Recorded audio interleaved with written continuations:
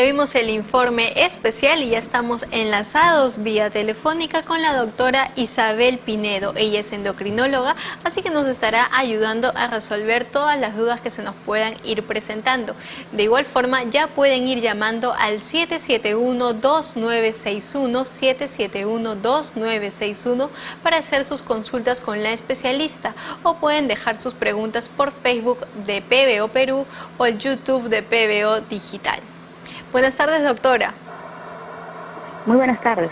Un saludo para todos los que nos están viendo. Muchas gracias por estar con nosotros esta tarde hablando de un tema que en realidad la diabetes es una enfermedad ya muy común, muy conocida también, ¿no? Y que quizás muchas de las personas que sufren de esta enfermedad no han podido controlarla adecuadamente durante esta pandemia. Sí, en realidad cada día trabajamos ahí en salud, vemos que gran cantidad de los pacientes que ingresan por emergencia no es todo por el COVID, ¿no? Sino es descompensación de alguna enfermedad crónica de fondo. Y dentro de esas, la diabetes junto con la hipertensión son las más frecuentes. Claro que sí. Entonces, estas personas, para los que quizás no saben muy bien, ¿podríamos primero explicar qué es la diabetes para partir de ahí? Claro. La diabetes es una enfermedad crónica, es decir, que no tiene cura, pero se puede controlar, en la cual el cuerpo, el organismo, tiene una debilidad, disminución de una hormona. Esta hormona es la insulina.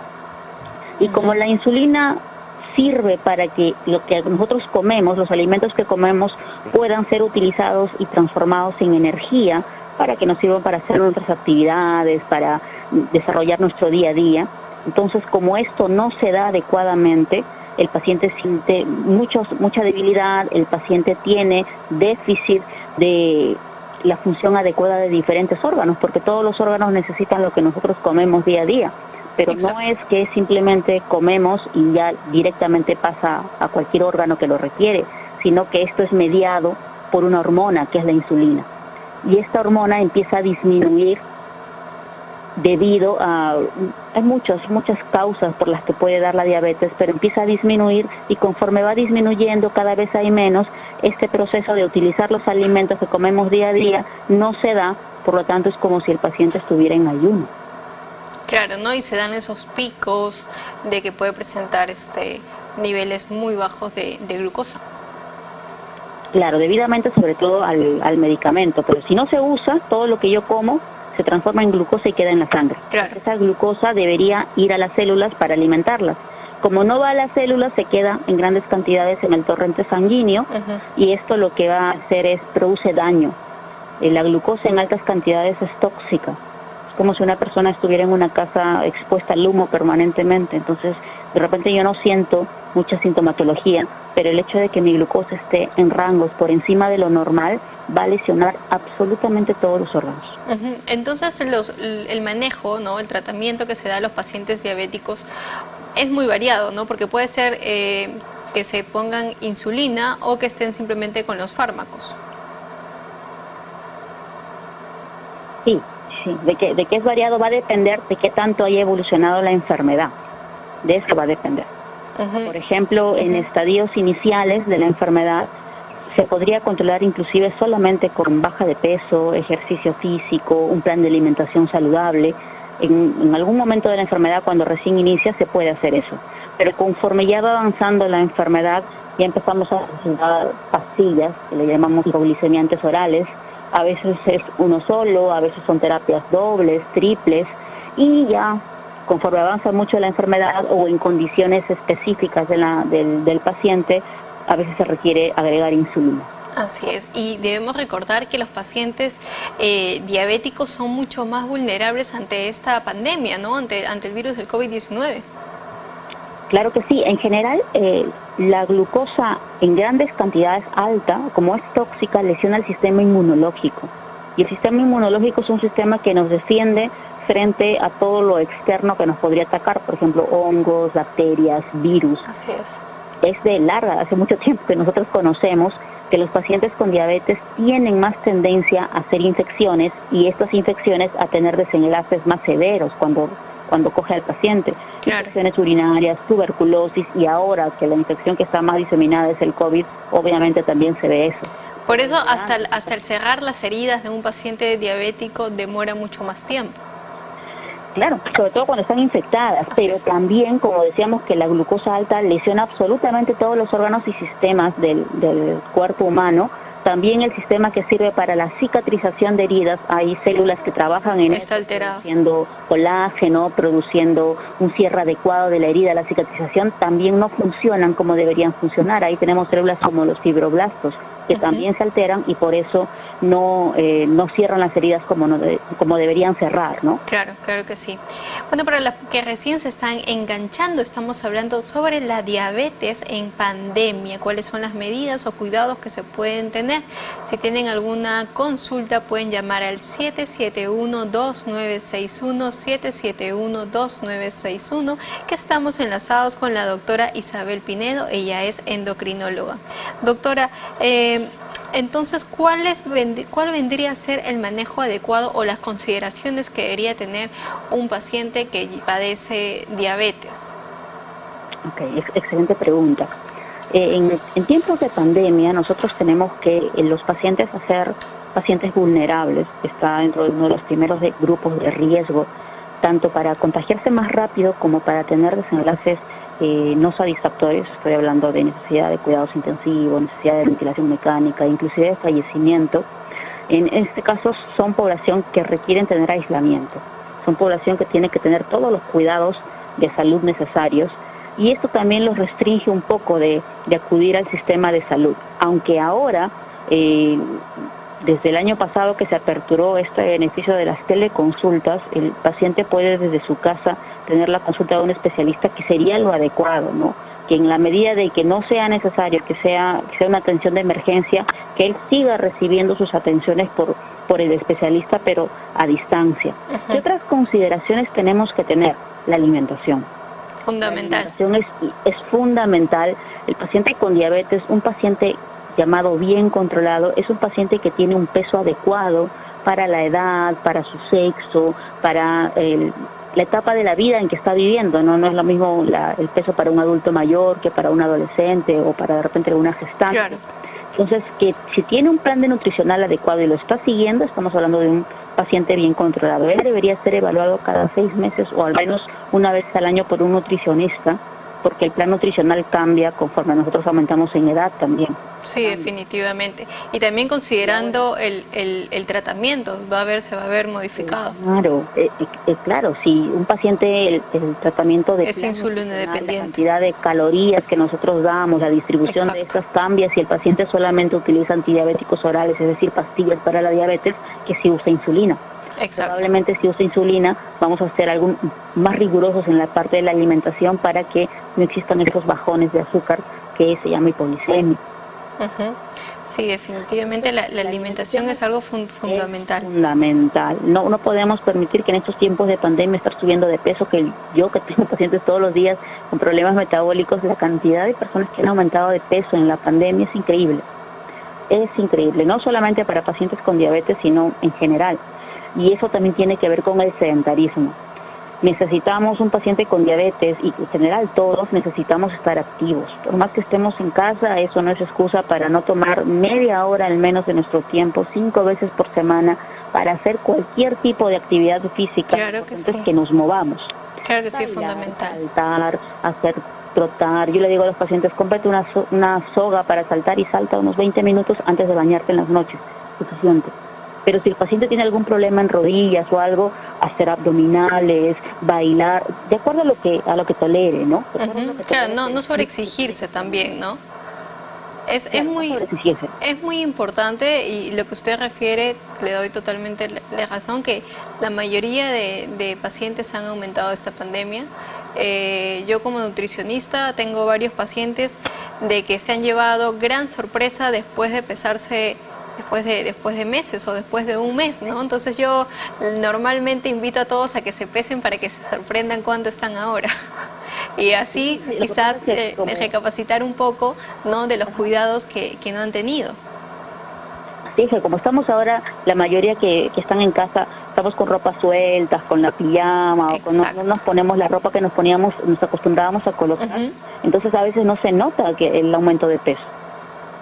Así es, no se notan, ¿no? Y también el mismo hecho de que han cambiado los hábitos, porque quizás antes comían en otro lado o preparaban su comida, como que tenían un mejor orden, ¿no?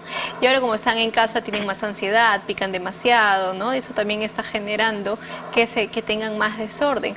O el que también estén acompañados a la hora del almuerzo, ya quizás con la esposa o con los niños, y comen ya lo que los demás prefieren y se olvidan de su régimen alimenticio.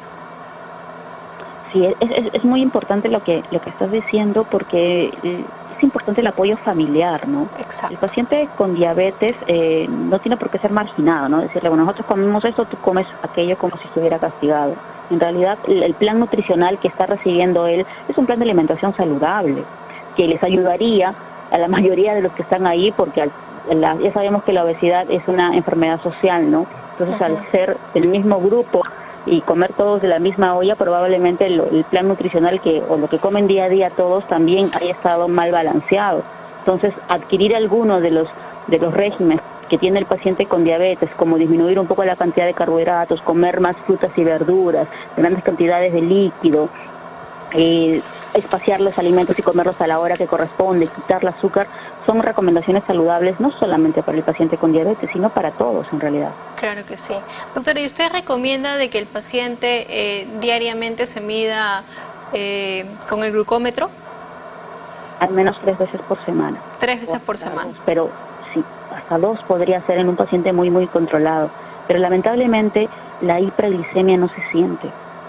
No da sintomatología hasta que es una glucosa alta, muy, muy alta. Se sabe por la Federación Interamericana de Diabetes, sabemos nosotros que el 50% de pacientes que tienen diabetes no saben que tienen diabetes. Es decir, están caminando por la calle tranquilos, pensando que son saludables y en realidad ya tienen diabetes. Cuando la diabetes empieza a dar los síntomas clásicos que conocemos, que estoy orinando mucho, que no cierran mis heridas, que tengo mucha sed, que de repente estoy bajando de peso, es una diabetes que ha empezado 4 o 5 años atrás. Es una diabetes que ya está teniendo complicaciones en esta persona y por eso las complicaciones son las que nota. Pero cuando recién estaba iniciando, ¿qué síntomas hay? Pues ninguno. Cuando me preguntan, doctora, ¿qué síntomas da la diabetes? Ninguno. La diabetes es una enfermedad sintomática. La diabetes descompensada es la que da toda la sintomatología que conocemos. Pero normalmente cuando ya entramos en esa etapa de la enfermedad y diagnosticamos, hay algunas complicaciones que ya no se pueden resolver. Claro, por eso queda con secuelas. ¿Y cada cuánto, doctora, se debería hacer una persona, digamos, un examen para ver si sus valores están normales, ¿no? Porque hay algunos que dicen, sí, me hice hace 2 meses, entonces, para ver solamente la glucosa, y con eso ya entonces me quedo tranquilo porque salió dentro del rango. ¿Cada cuánto debería hacerse? Es una excelente pregunta, y es tan buena esa pregunta que es todo un capítulo de la Guía Americana de Diabetes, que la Guía Americana de Diabetes, que sale todos los años, tiene un capítulo para diagnóstico y screening de diabetes. Es una excelente pregunta. ¿Quiénes se deberían evaluar, no? Primero para descartar si tiene diabetes. ¿Quiénes se deberían evaluar? Bueno, la Asociación Americana de Diabetes menciona 4 grupos grandes. Okay. Uno es cualquier persona que tenga sobrepeso, es decir, un IMC mayor de 25 en adelante. Cualquier persona que tenga sobrepeso o obesidad, exceso de peso, más alguna de las siguientes características. Y dentro de esas características es que tenga sobrepeso y alguna otra enfermedad metabólica crónica, por ejemplo hipertensión.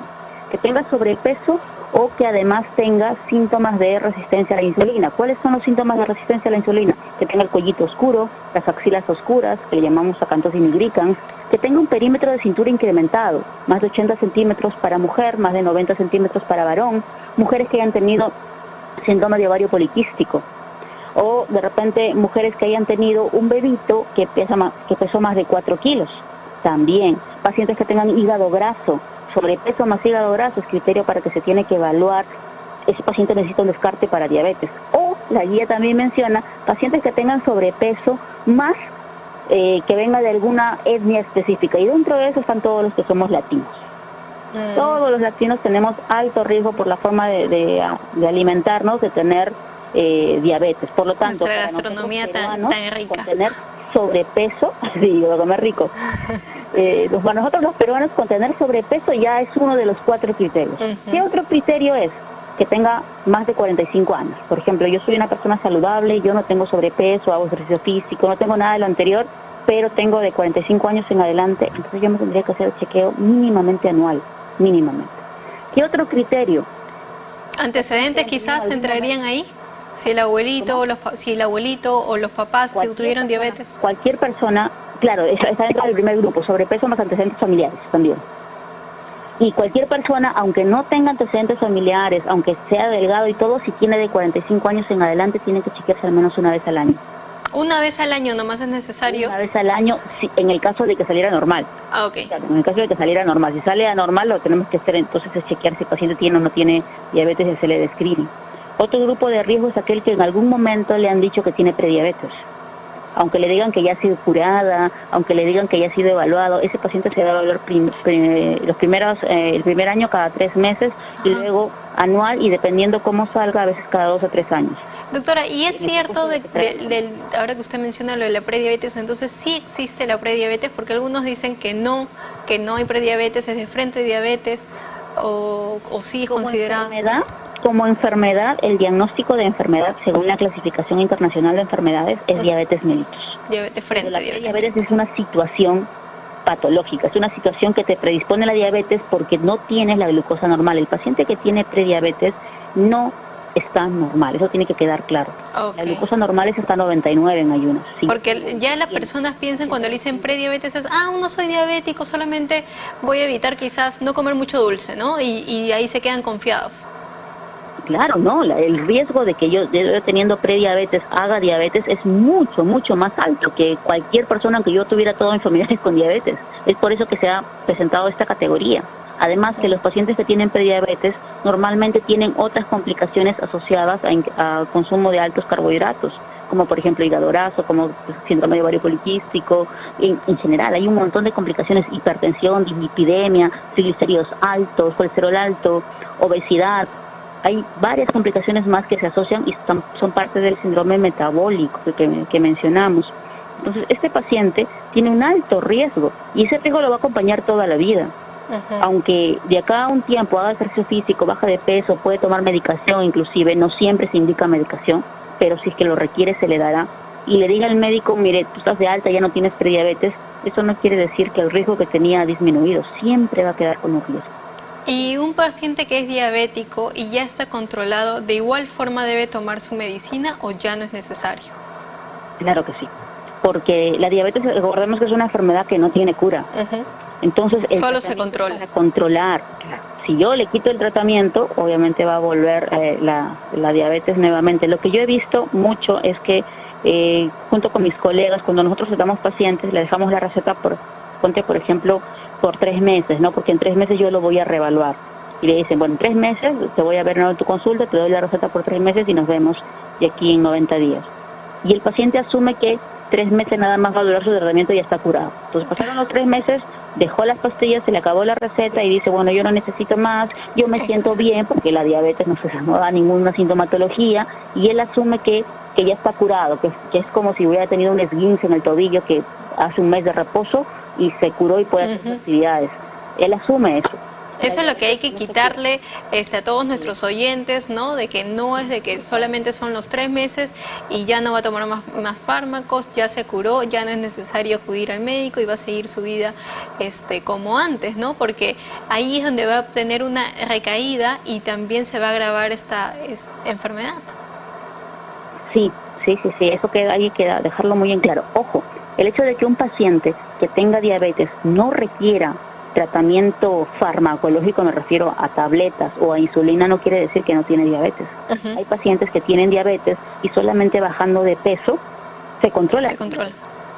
Eso quiere decir que es un paciente con diabetes, pero que es sensible a tratamiento higiénico dietético, dieta y ejercicio físico.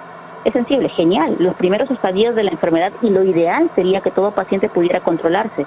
Pero ahí sí tenemos una mala noticia para todos los pacientes que tienen diabetes, que la diabetes es una enfermedad progresiva. No es que yo no la puedo controlar y decir, ahora la controlo y nunca más va a avanzar para nada. Si yo tomo mi pastilla todos los días permanente, eso quiere decir que no va a avanzar nada. Avanza, pero muchísimo más lento. A veces avanza tan lento que el paciente puede fallecer de cualquier otra cosa menos de diabetes, pero la diabetes está ahí. Y hay pacientes que también... que te dieron hace de repente un año, ahora necesitas 2, porque la diabetes es progresiva. Claro, y hay pacientes también que se miden todos los días, ¿no?